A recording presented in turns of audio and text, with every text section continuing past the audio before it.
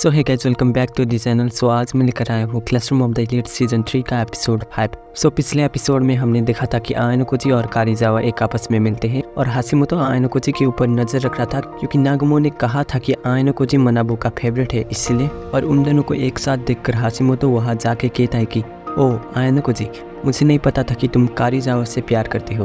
और वो दोनों उसे समझाते हैं कि ऐसा कुछ भी नहीं है। और इशिनोजे काफ़ी टाइम से स्कूल नहीं आई थी इसलिए आयनोकोजी उसके घर उससे मिलने गया था और उसकी तबीयत ठीक नहीं थी इसलिए आयनोकोजी उसे सपोर्ट करके चला जाता है। और इसके अगले दिन आयनोकोजी की क्लास में बहुत लोगों के बारे में र्यूमर्स फैलने लगती है।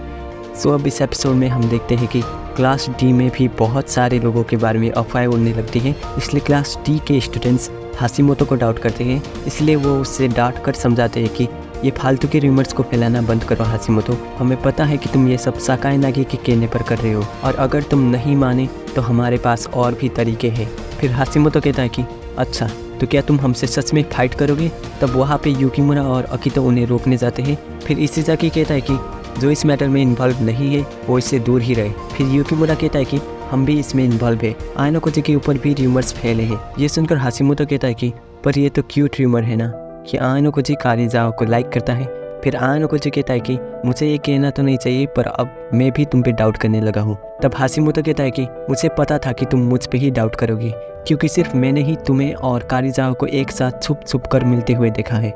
उसके बाद आयनोकोजी कहता है कि मेरी इसमें कोई गलती नहीं है। तब इशिजाकी गुस्सा होकर कहता है कि तुम्हारी हिम्मत कैसे हुई मुझे इग्नोर करने की।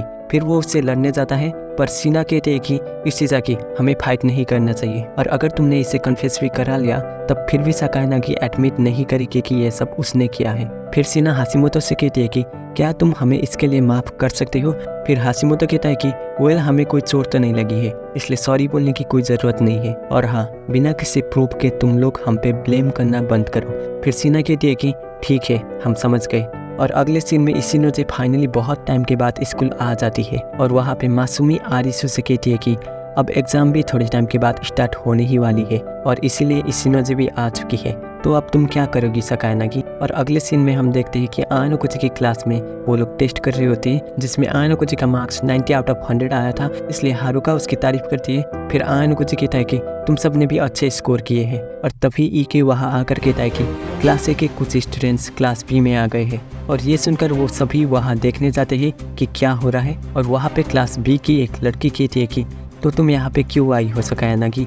फिर आरिसु कहती है कि मैं तो बस तुम सबको बचाने आई हूँ। उसके बाद एक लड़का कहता है कि तुम कहना क्या चाहती हो। फिर आरिसु कहती है कि तुम सब ने अपने अपने पॉइंट्स को इशिनोजे के हवाले किया है और इसके कारण तुम सब ने अपनी फाइनेंशियल स्ट्रेंथ को और भी ज़्यादा इम्प्रूव किया है।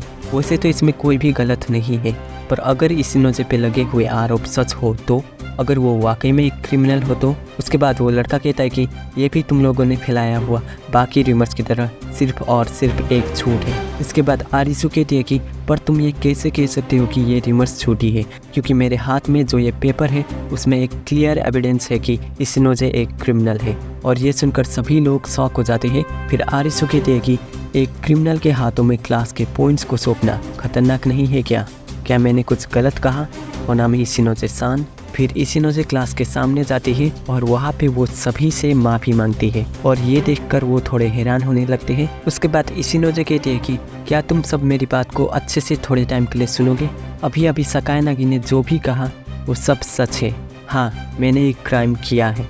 और इसके बाद वो उन सब को अपनी पास्ट के बारे में बताने लगती है जिसमें 4 साल पहले वो अपनी माँ और अपनी छोटी बहन के साथ रहती थी। वो लोग ज़्यादा अमीर तो नहीं थे पर फिर भी वो लोग हमेशा खुश रहते थे। उसकी माँ उन दोनों को पालने के लिए बहुत ही काम किया करती थी और इसीलिए इशिनोजे बहुत ही पढ़ाई करती थी ताकि वो हायर एजुकेशन में फ्रीली पढ़ सके। पर उसके जूनियर हाई के 3rd ईयर के टाइम उसकी माँ बेहोश होकर हॉस्पिटल में एडमिट हो गई। असल में उसकी माँ उसके बहन के बर्थडे के लिए एक क्लिप को खरीदना चाहती थी और इसलिए वो बहुत ही ज़्यादा काम करने लगी थी और वो क्लिप उसकी बहन की फेवरेट आइडल का था और उसकी बहन ने आज तक कुछ भी नहीं मांगा था पर पहली बार उसने कहा कि उसे वो क्लिप चाहिए पर उसकी माँ उसे वो क्लिप नहीं दे पाई इसलिए वो उसकी बहन से बार बार माफ़ी मांग रही थी और इसीलिए इशिनोजे ने ठान लिया कि चाहे कुछ भी हो जाए वो उस क्लिप को अपनी बहन को देकर ही रहेगी। और इसलिए इशिनोजे ने पार्ट टाइम जॉब करने का सोचा पर किसी ने भी उसे हायर नहीं किया क्योंकि वो उस वक्त एक जूनियर हाई की स्टूडेंट थी। फिर भी वो किसी भी तरह से पैसा कमाना चाहती थी। पर जब इशिनोजे उस क्लिप की शॉप में गई तब उसने देखा कि उस क्लिप का प्राइस 32,000 येन था और इतने पैसे उसके पास नहीं थे और ये आखिरी क्लिप बची थी और इसलिए इशिनोजे को मजबूरन उस क्लिप को चुराना पड़ता है। और उसके बाद वो उस क्लिप को अपनी बहन को देती है, ये कहकर कि उसकी दोस्त ने उसे ये दिया है। फिर उसकी बहन बहुत ही ज़्यादा खुश हो जाती है और वो बार बार इशिनोजे को शुक्रिया कहती है। और उसके बाद जिस दिन इशिनोजे की मॉम हॉस्पिटल से डिस्चार्ज हो जाती है उस दिन वो दोनों उनसे मिलने जाते हैं। तब उसकी बहन बहुत ही खुश होकर उनको वो हेयर क्लिप दिखाती है, पर उनको ये समझ नहीं आ रहा था कि ये क्लिप उसको कैसे मिली। इसलिए वो इशिनोजे की तरफ देखती है और उसकी शक्ल देखकर उन्हें पता चल जाता है कि इशिनोजे ने वो क्लिप चोरी की है और इसलिए वो उसे थप्पड़ मारती है। और फिर इसके बाद उसकी मॉम इशिनोजे को उस स्टोर में ले जाकर माफ़ी मांगती है और तब इशिनोजे को एहसास होता है कि उसने कितनी बड़ी क्राइम की है। फिर जब वो दोनों घर पे आते हैं तब उनकी माँ पहली बार रो रही होती है और इशिनोजे को लग रहा था कि यह सब उसकी वजह से हुआ है, इसलिए वो अपने आप को एक रूम में बंद कर देती है और वो 6 महीने के लिए उस रूम से बाहर नहीं जाती है। तब एक दिन उसकी मॉम उसे खाने के साथ साथ एक लेटर को लिख कर देती है और उस लेटर में लिखा था कि तुम्हें फिर से स्कूल जाना चाहिए, मैं चाहती हूँ कि तुम अपनी खुशी को ढूंढो। और ये सब पढ़ने के बाद इशिनोजे बहुत ही ज़्यादा रोने लगती है और इसलिए इशिनोजे ने डिसाइड किया कि वो अब इस स्कूल में सब कुछ स्टार्ट ओवर करेगी ताकि वो अपनी माँ और अपनी छोटी बहन का भरोसा फिर से पा सके। और इसके बाद हम प्रेजेंट टाइम को देखते हैं जिसमें इशिनोजे सभी से माफ़ी मांगती है और वो कहती है कि मैं कितनी बुरी हूँ और मैं लीडर बनने के भी लायक नहीं हूँ। और ये सुनकर वो लड़का कहता है कि हम तुम्हारी फीलिंग्स को समझ सकते हैं इशिनोजे, और तुम हमें ये सब इसलिए कह रही हो क्योंकि तुम हम पे ट्रस्ट करती हो, है ना। और ये सब देखकर सकायानागी कहती है कि तुम लोग मुझे हंसाने की कोशिश मत करो, चाहे कोई भी सिचुएशन में चोरी की हो वो आखिर एक चोरी ही होती है और इसलिए इसमें सिंपैथी के लिए कोई भी जगह नहीं है। फिर इशिनोजे कहती है कि तुम सही कह रही हो, आखिर मैंने बहुत ही बड़ी क्राइम की है और मैं ये एक्सेप्ट भी कर रही हूँ और शायद मेरी सारी एफर्ट्स एक हिपोक्रेसी हो सकती है, पर फिर भी मैं तुम सब के साथ ग्रेजुएट होना चाहती हूँ, मैं तुम सब के साथ इस क्लास को इम्प्रूव करना चाहती हूँ, इसलिए क्या तुम लोग मेरे साथ आखिर तक रहोगे। और इसके बाद वो सब उसको सपोर्ट करके कहते हैं कि हम तुम्हारे साथ हैं इशिनोजे। और इन सब की यूनिटी को देखकर युकिमुरा थोड़ा हैरान होता है। फिर मासूमी कहती है कि सकायानागी अब हम क्या करें। और उसके बाद आरिसु हंसते हुए कहती है कि लगता है तुमने अपने क्लासमेट को अच्छे से सेड्यूस किया है, पर फिर भी तुम एक क्रिमिनल ही रहोगी और अब तुम्हारी ये र्यूमर और भी ज़्यादा फैलने लगेगा। फिर इशिनोजे कहती है कि ठीक है, मैं उसके लिए तैयार रहूँगी। और फिर आरिसु कुछ कहने ही वाली थी, पर तभी वहाँ पे नागुमो के साथ क्लास ए और क्लास बी के टीचर आकर कहते हैं कि रुक जाओ तुम सब, आज के लिए केयरलेसली किसी के ऊपर भी अफवाह फैलाना मना है। ये सुनकर आरिसु कहती है कि क्या इशिनोजे ने रिपोर्ट किया है कि वो इन र्यूमर से परेशान है। तब नागुमो कहता है कि मैं तुम्हें बता दूं कि अभी बात सिर्फ इशिनोजे की नहीं है। फिर क्लास ए का टीचर कहता है कि ये कंफर्म हो चुका है कि ये सब फालतू की बातें फर्स्ट ईयर के बीच बहुत ही ज़्यादा फैल रही है। और क्लास बी की टीचर भी कहती है कि इसलिए अगर ये र्यूमर्स बहुत ही ज़्यादा फैलने लगे तो इस स्कूल का नाम खराब हो सकता है और अगर किसी ने भी ये सब बकवास र्यूमर को फैलाया तो उसके ऊपर एक्शन लिया जाएगा। ये सब सुनकर आरिसु कहती है कि मैं सब कुछ समझ गई और अगर स्कूल इसमें एक्शन ले रही है तो फिर यहाँ रहने का कोई मतलब नहीं है। और इसके बाद वो लोग चले जाते हैं। फिर इसके बाद अगले सीन में हम आयानोकोजी और आरिसु को एक साथ देखते हैं और वहाँ पे आरिसु कहती है कि तुमने बहुत ही अच्छा काम किया आयानोकोजी, और मुझे एक बात बताओ कि इशिनोजे ने तुम्हें उसके पास्ट के बारे में पहले से ही बता दिया था, है ना। फिर आयानोकोजी कहता है कि हाँ, कल मैं उसके रूम में गया था। तब हम कल के कुछ कट सीन को देखते हैं जिसमें इशिनोजे आयानोकोजी से कहती है कि क्या मैं तुम्हें थोड़ा अजीब क्वेश्चन पूछ सकती हूँ कि तुमने मुझे अभी तक कुछ भी क्यों नहीं कहा है।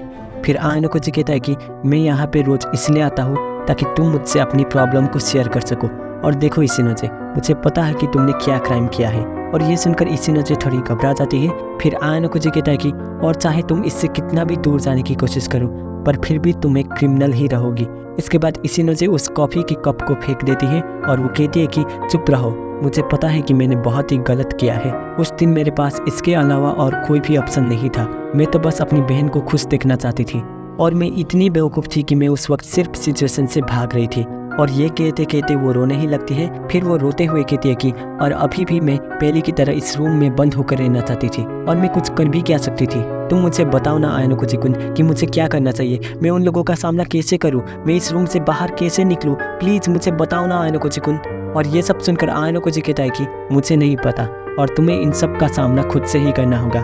क्यों, क्या मैंने कुछ गलत कहा? और इसके बाद इशिनोजे और भी ज़्यादा रोने लगती है और ये देखकर आयनको जी मन में सोचने लगता है कि इशिनोजे ने अपनी मन की बात मुझे बता दी है, अब इससे वो बाकी लोगों से ये सब शेयर करने में ज़्यादा हिचकिचाएगी नहीं। फिर इसके बाद प्रेजेंट टाइम का सीन होता है और इसमें आयनको जी कहता है कि इशिनोजे की कमजोरी पूरी तरीके से गायब हो गई और इसीलिए इशिनोजे और भी ज़्यादा स्ट्रांग हो गई, जिसके कारण वो तुम्हारे लगाए हुए आरोप का डट के सामना कर पाई। सो यही था मेरा प्लान और तुमने कामुरो का यूज किया ताकि मैं इसमें इन्वॉल्व करूँ, क्यों है ना? और आरिसु कहते हैं कि तुम इतने यकीन के साथ कैसे कह सकते हो?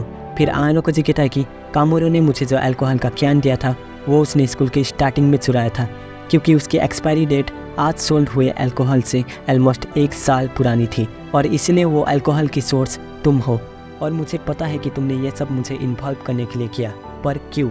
फिर आरिसु कहते हैं कि मैंने ये सब तुम्हारी अटेंशन को पाने के लिए किया और ये सुनकर आयनको जी कहता है कि इसका मतलब अगर इशिनोजे के साथ कुछ भी हो जाता तो तुम्हें इससे कोई भी फर्क नहीं पड़ता? फिर आरिसु कहती है कि हाँ, मैं चाहती हूँ कि तुम मेरे साथ एक कंटेस्ट करो। तब आयनको जी कहता है कि पर इसमें मेरा क्या फ़ायदा होगा?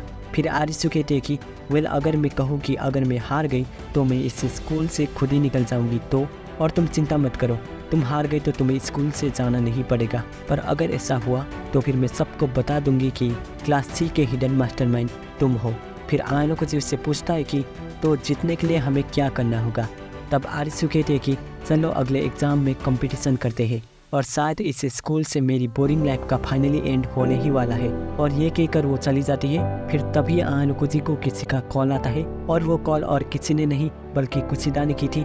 वो उसे मिलने बुलाते हैं और वहाँ पे आयनको जी कहता है कि मुझे उस दिन चॉकलेट देने के लिए शुक्रिया। फिर कुशिदा कहती है कि मैंने तुम्हें यहाँ पे इसके लिए नहीं बुलाया है। उसके बाद आयनको जी सोचता है कि वैलेंटाइंस डे से पहले कुशिदा ने मुझे जो भी इन्फॉर्मेशन दी थी वो बिल्कुल एक्यूरेट थी। अब इससे आप सब समझ गए होंगे कि आज जो भी र्यूमर्स फैल रहे थे वो सब कुछ आयनको जी ने कुशिदा के थ्रू किया था। और इसके बाद हम एक फ्लैशबैक सीन को देखते हैं और इसमें आयनको जी किरियामा से कुछ इन्फॉर्मेशन को मैसेज बोर्ड में पोस्ट करने के लिए कहता है और वो उससे ये भी कहता है कि ये सब कुछ इशिनोजे को बचाने के लिए है। फिर किरियामा कहता है कि पर अगर मैंने ये किया तो स्टूडेंट काउंसिल का नाम बहुत ही ख़राब होने लगेगा। तब आयनको जी कहता है कि पर इससे तो सबसे ज़्यादा डैमेज नागुमो को ही होगा, इसलिए तुम्हें तो इस आइडिया को अप्लाई करना चाहिए। फिर किरियामा कहता है कि पर नागुमो के बाद सबसे बड़ा खतरा मुझे होगा। फिर आयनको जी कहता है कि अगर तुमने मेरी बात को नहीं माना तो मैं ये सब मनाबो को जाकर बता दूंगा। फिर किरियामा उसकी बात मान जाता है। फिर इसके बाद प्रेजेंट टाइम का सीन दिखाया जाता है और इसमें आयनको जी कहता है कि तुमने मेरी बहुत मदद की है कुशिदा। फिर कुशिदा कहती है कि मुझे खुशी हुई कि मैं तुम्हारी मदद कर सकूं। सो अब तुम्हें पता है ना कि तुम्हें क्या करना है। फिर आयनको जी उसके अकाउंट में पॉइंट्स को ट्रांसफ़र करता है और वो कहता है कि अब से मेरे अकाउंट में जितना भी पॉइंट्स आएगा मैं उसका हाफ तुम्हें दे दूँगा। सो अब सब कुछ क्लियर है ना? फिर कुशिदा खुश होकर कहती है कि ठीक है, अगर तुम मुझे ऐसे ही पॉइंट्स देते ही रहोगी तो मैं तुम्हारे खिलाफ कभी भी नहीं जाऊंगी और साथ में तुम्हारे साथ काम करने के लिए तैयार हूँ। तब आयनको जी मन में सोचता है कि सकारागी के जाल में फंसना और इशिनोजे को बचाना ये तो बस एक प्रोसेस था। मुझे तो बस ये जानना था कि कुशिदा के पास कितनी क्वांटिटी का और किस क्वालिटी का इन्फॉर्मेशन है और ये कंफर्म करने के बाद मैं इसे एक्सपेल करूँगा।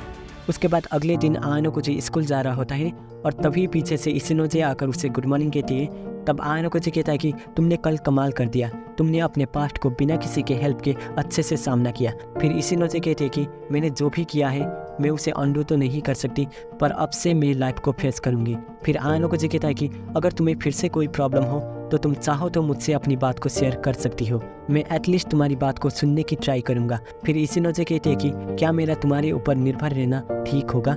फिर आयनको जी कहता है कि अगर तुम्हें मेरे जैसे लोगों से दिक्कत नहीं है तो ठीक है। फिर इशिनोजे कहते हैं कि मैं समझ गई।